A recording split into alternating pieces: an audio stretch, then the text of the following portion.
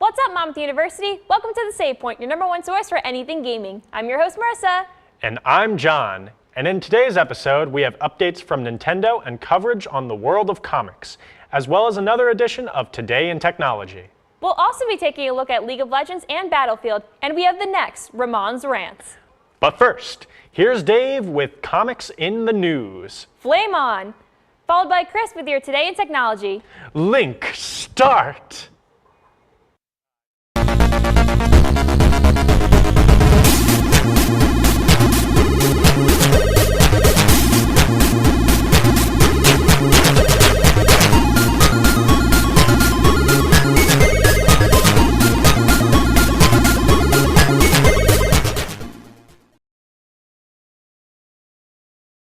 Hey True Believers, Dave here to discuss the latest news in comics.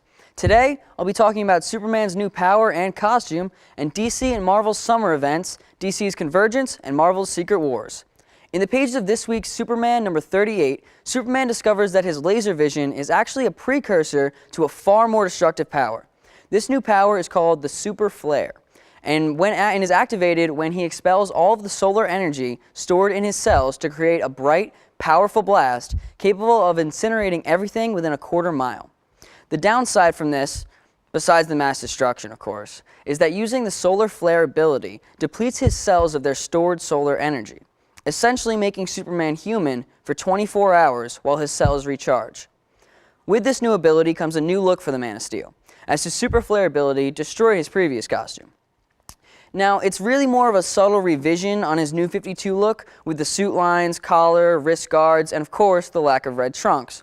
But the armor look has been toned down considerably, lending itself to more of a classic cloth material look. Not as big of a departure as a blinding destructive power, but notable nonetheless. Now, I want to talk about the two summer events from the biggest publishers in comics. Starting in April, Marvel is launching its biggest crossover yet, called Secret Wars. At the same time, DC is launching an eerily similar event called Convergence. I find it amazing that these two publishers are releasing almost the exact same story at the exact same time. Both events involve their respective multiverses being mashed up, with Blast from the Past being revived for one night only. Or a couple of months anyway. Now, obviously, when we get into the nitty-gritty details, these stories aren't exactly the same because they deal with different characters. Marvel has Spider-Man, DC's got Batman. Now, the real big difference between these two major events is that one is going to impact the future and the other is not. DC's Convergence was planned as a filler event while DC Comics moved its headquarters to the West Coast, but it turned into a chance to revisit and expand on all sorts of DC Comics realities with the emphasis on the pre-52. But here's the thing, it doesn't matter. It was never meant to matter. There are not meant to be long-lasting consequences from this event. People should be able to pick and choose the realities they want to revisit, or even visit for the first time, enjoy them, and move on. This is probably the biggest thing that separates it from Secret Wars, which has been promised as an event that will change Marvel forever. This was not planned as that at all. But what's wrong with that? Can't stories just be loved for being a great story, rather than the impact they have elsewhere? Rather than someone who feels they have to read Secret Wars and all its spin-offs, not because they want to, but because they have to, if they want a clue about what's going on in the future of Marvel Comics. So when it comes down to it, while they seem to share much of the same plot, the difference between DC's Convergence and Marvel's Secret Wars is that Secret Wars matters, and Convergence doesn't. And because it doesn't matter, it can do anything regardless of the consequences. So when you find yourself in a comic book shop this summer, what you have to ask yourself is, what sounds more fun to you? That's all I've got for you today, Save Pointers. Tune in next time for more news from the comics industry. Now I'm throwing it to Chris for the technology segment. What's up, Monmouth? Chris here, and welcome to Today in Technology. So last month, Microsoft announced its own iteration of wearable technology, the HoloLens. And I can say from what I've seen and heard, the HoloLens blows the Google Glass and Oculus Rift straight out the ballpark. So far out, might even go into space. Speaking of space, the HoloLens is projected to be able to connect with the Curiosity Mars rover. Yep, you heard me, the Mars rover. By utilizing a technology known as OnSite, it'll simulate a virtual environment of everything that Curiosity sees. You're literally able to explore space with this headset. Dave Lavery, program executive for the Mars Science Laboratory mission at NASA headquarters in Washington, D.C., said that in a statement, it fundamentally changes our perception of Mars and how we understand the Mars environment surrounding the rover. This opens doors to endless possibilities that we can use for exploration. I honestly cannot wait to see what the HoloLens can do next. Well, that's all I have for today in technology. Now let's head back over to Marissa and John. See you, Safe Pointers. Don't touch that Wiimote, Safe Pointers. We'll be back with more gaming news after this quick break. And 30. Oh! Yo, hey, Allison. What's going on? Working on my free throws. Just on 30 straight. 30? That's not possible. Maybe not possible for you, but I've been practicing. Step back and give me the rock. Okay. Mm-hmm. Nice. 1, 2, 11.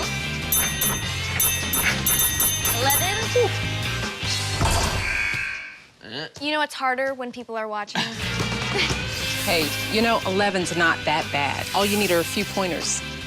Thank you. Are you a free throw expert? Well, no, not really, but I do know excellent teamwork when I see it. It's so much easier to get active and live healthier when your friends are there to motivate you with a little friendly competition. Now let's get this game started. All right. Oh, she's going for the hook shot. Hook shot. Oh, that's what I'm talking about. America, let's get healthy together.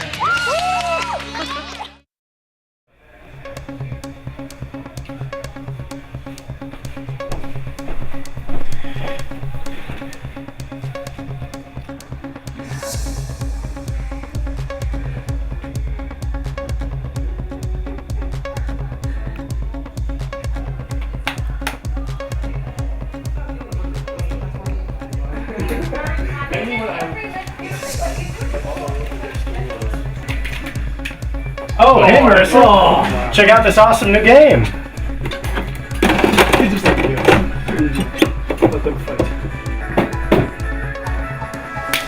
Oh. Let's play this game.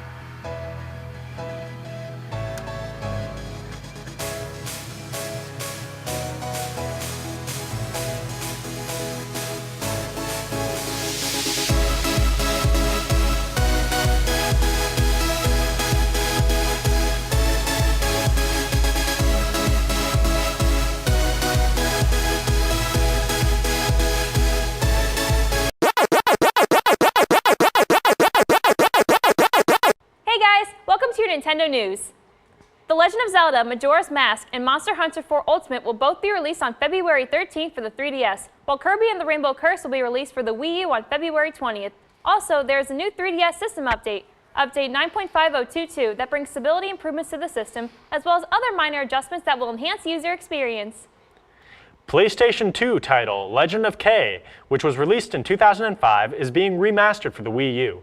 Legend of K was developed by Neon Games and was a bit of a cult classic in Europe. The game was previously ported to the Nintendo DS in 2010 by Fire Hazard Studio, but now Nordic Games will be remastering it for the Wii U. Legend of K Anniversary will also be coming to both PC and Mac, with a release date of June 12th. Rosalina and Luma are now on the list of rare amiibos. Target confirmed that Rosalina and Luma, who have quickly sold out, will not be restocked. Sheik might not be restocked either, as shipments have been limited. However, Bowser and Toon Link will continue to be restocked. I guess they're just not cool enough to be fought over on eBay. Rumor has it that Nintendo is planning a Super Mario amiibo collection with gold and silver editions. While searching through unpublicized Nintendo web pages, some web users came across product certificates for special gold and silver editions of the Mario amiibo from the Super Mario collection. They were dated for February 3rd, but they demonstrate that product testing was done in late January. Of course now, those web pages are returning 404 errors, so it's just a rumor. Maybe they'll restock those Rosalina amiibos first. Shin Megami Tensei Devil Survivor 2 Record Breaker, which was released in Japan on January 29th, debuted at #1 on the Media Create charts, beating out Ubisoft's Far Cry 4 for the PS4. Yokai Watch 2 was ranked 4th, while Kirby and the Rainbow Curse came in at #8. More noticeably, Nintendo systems were low in sales for this week. The 3DS sold around 36,000 units, while the Wii U only sold 6,000. However, the new 3DS XL was the top-selling system for this week. Following the launch of the new 3DS, Nintendo has announced that they will be delaying their financial results presentation and Q&A until February 17th, despite Nintendo's recently getting their Q3 financial results. The meeting is usually held either immediately after their financial results are issued or a few days later, but the delay widens the gap to 3 weeks before the presentation. A few weeks ago, Nintendo started their controversial YouTube policy, which was slammed by PewDiePie and Jim Sterling, and it's already having problems. Nintendo's policy allows YouTubers to make money off of any Nintendo-related videos that are submitted for approval. The process was supposed to take 2 to 3 days, but on February 4th, Nintendo announced that they're having trouble keeping up with the high demand. Nintendo said that they appreciate the enthusiasm for the program and that they are working through the applicants as quickly as possible. That's all for Nintendo news. We'll have more updates for you next week, so stay tuned. We'll be taking another short break, but we'll be right back after these messages.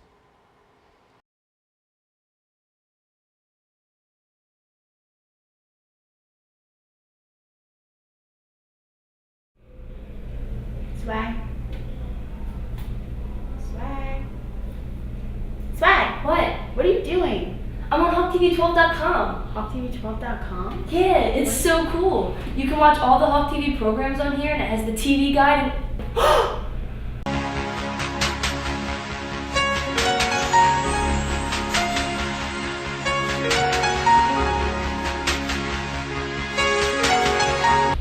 Phew, that was close. After school today, I will be dead. I can't go on any longer. Nobody even knows I exist. They pass through me like air, like nothingness. That's what I am. Nothing.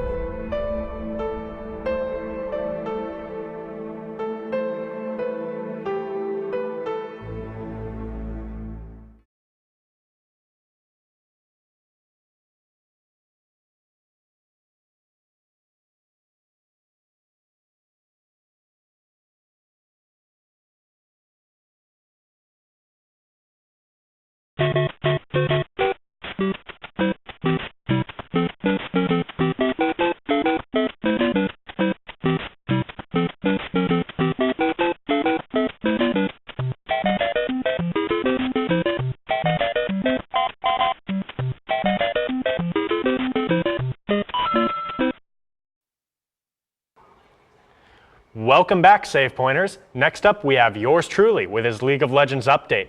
Legend, wait for it, Derry. Followed by Frank with the buzz on Battlefield.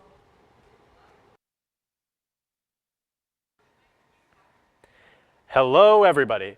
John here with the first League of Legends update of 2015. In League of Legends, a new year means new opportunities for Riot to radically change the game, for better or for worse. For instance, in League's most recent patch, patch 5.2 to be exact, many mid-lane players were dismayed about the removal of Deathfire Grasp, a powerful magical item that allowed massive magical penetration and burst spell damage. Riot has stated that the item was simply too powerful for the current meta, and that they had to send old Deathfire to the pastures. Oh well. Good night, sweet prince. In other less depressing news, Arclight Vel'Koz, Warring Kingdoms Katarina, Warring Kingdoms Nidalee, and Firecracker Jinx skins were just announced for release. Maybe now people will stop whining about the lack of Jinx skins and start complaining about the lack of Lucian skins instead. However, the addition of a new Jinx skin isn't the most radical change that happened in League of Legends during the first month of 2015. Earlier in the year, in patch 5.1, Riot introduced a new system called base gates.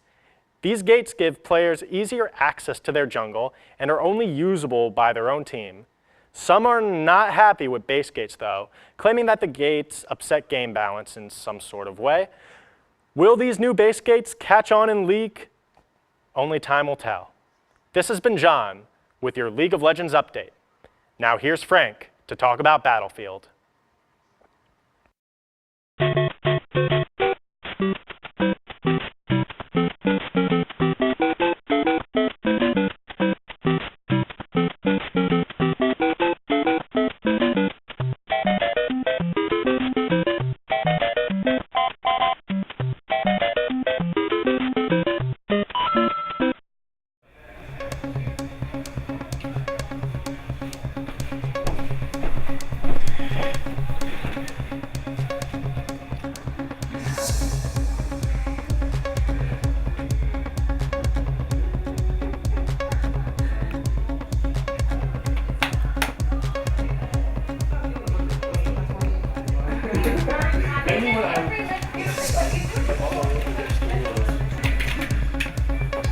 Bombers! Oh, check out this awesome new game. Let them fight. Oh. Let's play this game.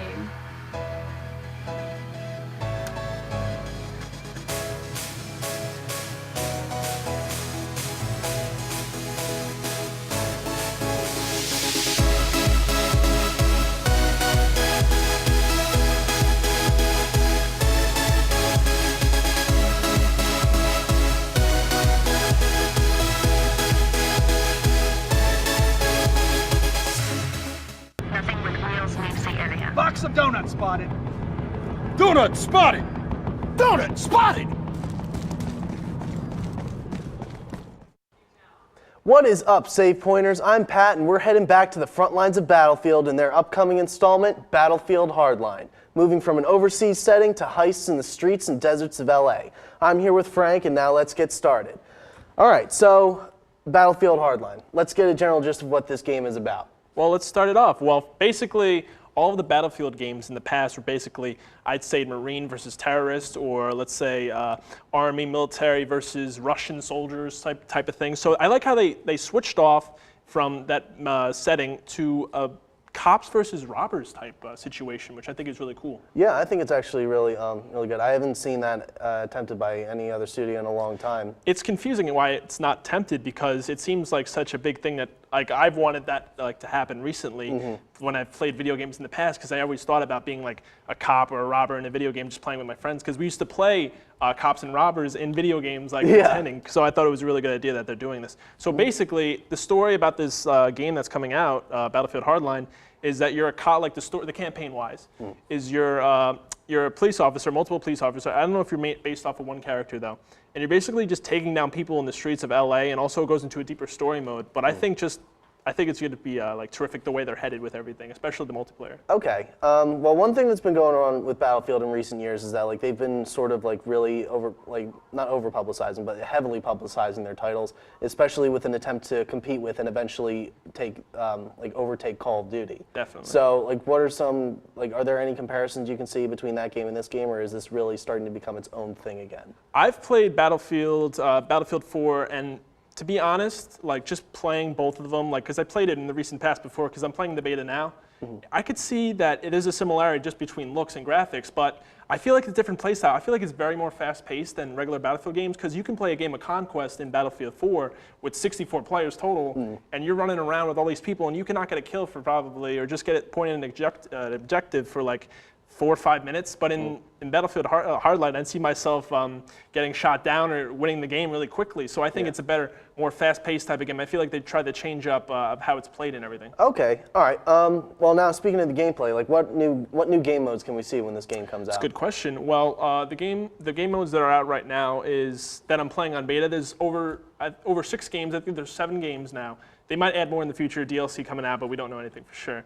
But game modes right now that I've been playing and I played is Blood Money, which is a game where both teams, the cops and the robbers, are setting up to get money in the vaults. There's a set destination where the money is kept, and they have to grab the money and then just bring it right back to their base truck type thing. Okay. And I've also played a game called Heist, which is really interesting, where the robbers have to go into the bank vault and have to plant a bomb, I guess, against the door and blow it open, but the cops have to try to stop them from getting away with the money. Okay, so it's kind of it's sort of like a cops and robbers twist on the Rush game type that was so popular with the previous titles. Exactly. It's instead of carrying a bomb and taking out the enemies, you're actually taking the money and bringing it back to your base. You're getting the money. Now, you're saying one little detail about it was that you mentioned was that the money. There's this nice little animation that you get when you're carrying the bag, and it's sort of you see money spilling out from behind you. Yes, I thought it was really funny and clever. clever. Yeah, but the money itself doesn't actually run out. No, that's what I was a little confused about, because I feel like the money should be flying out of the bag. You should be losing money as long as you're keeping it held. Yeah, exactly. So what you're saying is it has a set amount. The longer you hold it, the more money runs out. Exactly. So you need to get it back to your base, almost like a time limit. Like once you hit 0, you're done. Yeah, because I feel like it would be better, like maybe if someone wanted to camp with the money or whatnot, like just wanted to keep it in a safe place and then just like let the game run out. But I feel like if there was a time limit on the money with it falling out of your bag, I feel like it would make the game more maybe fast-paced, more objective-wise. That would be nice. That would be good to submit to the DICE developers. Definitely. That would actually be a Gonna pretty have to good go idea. online. Just Yeah, and it would be the funniest thing ever. It's like you run it back and time is running out, and it's like you've got $1 left. You got $1 left. It's like, yes, I robbed $1 from the bank. That's what I am I'm saying. You're a true convict for getting away with $1. Yes. Oh my God. And they're still coming after you. You stole $1, and the cops are still after you. Exactly. You know. But I gotta mention, because you know what I like about this game? It's just, even though it's still a Battlefield franchise, even though it's not crafted by DICE and created by DICE, it's a new company, Visceral. And what I think is really cool about it is they still kept the concept. They kept an old game mode called Conquest, which is a big game type in Battlefield 4 and the previous Battlefield 3, and so on and so on. But I think it's really cool that they still kept that little leisure to other players who maybe want to get back into the slow pace type of gaming. So yeah, really cool. And Conquest is a very staple game type for the Battlefield series. Exactly. I think it's been there since the very beginning. Yeah. And but it's always fun. It's like their deathmatch mode, but there's a whole lot more to it. You have to control the battlefield because in some ways it's more realistic in terms of military. It's not just about like taking out the enemy. It's like controlling the territory and keeping the enemy out. Well, this has been a real good discussion. I'm actually really excited for this game. It's going to come out March 17th of this year, so make sure you guys get that on PC, PS4, Xbox One. It's coming out for all the consoles. So stay tuned for Ramon's Rants. Hey everyone, it's me, Ramon. You miss me? I know you did. I know you did. So, today's topic, you're playing your little brother in video games, you beat the shit out of him. Next thing you know, he throws the controller, says F you, and kicks your dog out of a window. I don't know. In the gaming world, we call this salt. And what I just described there, that's mild. That's like the amount of salt you get on unsalted fries. It's minuscule. I mean, I love my video games. I love winning, but I can't say I get really salty. Like, I'll get salty over real life bullshit, but a video game, I mean, let me paint a picture for you guys. Let me paint a picture. Smash Brothers tournament, this guy loses the set, right? Now, he could have just said, damn it, and then, shook the guy's hand. No, he rants, throws the controller, and runs out of the room as fast as he can. And it has been dubbed the salty sprint. Seriously, why the fuck do you not have at least the common courtesy to shake that man's hand before you run away, tears streaming down your face? Oh my God, Mommy! I didn't win Smash! But no, at least that's funny. That's funny to look back at and say, that guy got really fucking salty. But no, it gets annoying. I mean, we all have that one friend, you beat the shit out of them, right? And they get real quiet. And I'm talking just like, they'll still play. They won't stop playing. They just get real fucking quiet.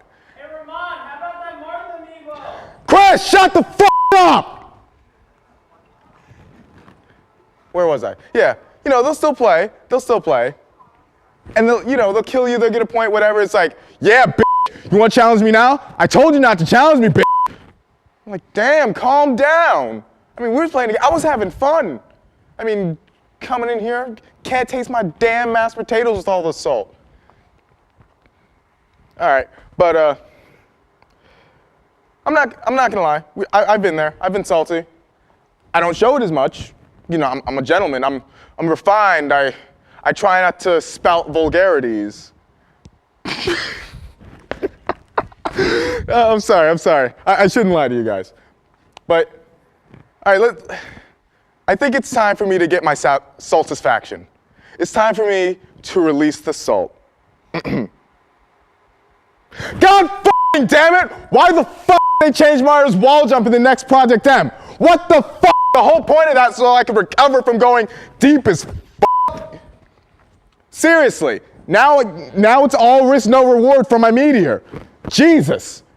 And what the f is up with Ness's back throw in Smash 4? I mean, instant KO at 100%? God damn! Not to mention the fair chains. I could press forward and A all fucking day. Jesus!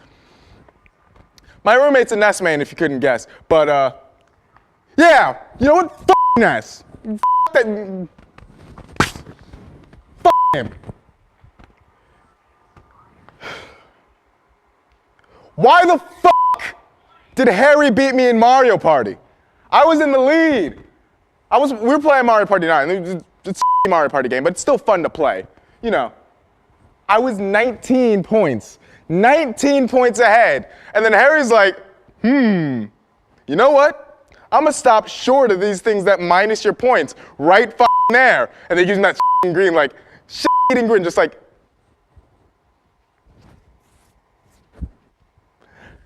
And it just pisses me off. You know, I'm just in there, I'm like, all right, I got you, motherfucker. I run through it, we get to the results. The first thing I say, oh God. First thing that comes out of my mouth after seeing the results, Harry's in first place, big f***ing deal, right? No, my actual reaction, fuck! The salt was real that day, ladies and gentlemen. I mean, I've gotten my ass before, but Mario Party, that's the kind of game that just, like, you get sodium poisoning from that shit. I mean, let me give you an example of how bad it was. Like, I could not speak, I could barely speak now, but I could not speak or even look at Harry without the urge to drop kick him through a window. No, that's too nice, that's too nice. I was gonna suplex him out of the window into a broken glass factory. I was that pissed off. You know, just pour lemon juice all over him. I was pissed. But nothing beats, we were playing a 4-for-all. This is probably the saltiest I've ever been. Playing a 4-for-all in Smash, playing Project M, right? I'm Mario as usual, because, you know, f Mario, it's a him. All right, so my friend's playing Pit, he grabs me. My other friend's playing Lucario, fucking Spirit Bomb. Right to the face. Pit takes no damage, I go flying off stage, I lose. And you wanna know something? It wouldn't have been bad, except every time they saw me, yes, I see the signal, I'm going to wrap this up. Every time they saw me for the rest of that week, it was all like, hey Ramon, shut the f up, man, I get it, you kicked my ass. Come on, we gotta wrap this up, man. I'm gonna wrap it up, Jesus. Now, where was I? It's one thing to beat someone and they're salty, but when you rub the salt in their wounds, that pisses me off. All right, now I'm done. You guys don't have to give me the signal anymore.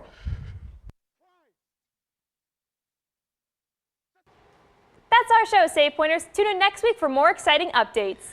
We'll see you all next time. Until then, we have reached the save point.